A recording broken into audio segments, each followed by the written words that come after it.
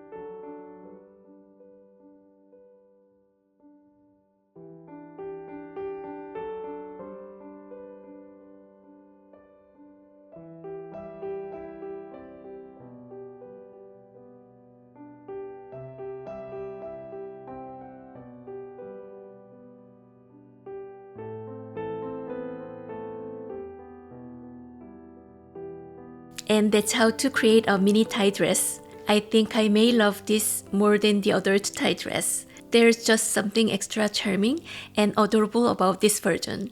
I hope you have enjoyed sewing along with me and what you now feel equipped and empowered to make your own versions of the mini tie. I can't wait to see your versions and how you bring this pattern to life. I love sewing along with you and I will see you again on my next video. 안녕.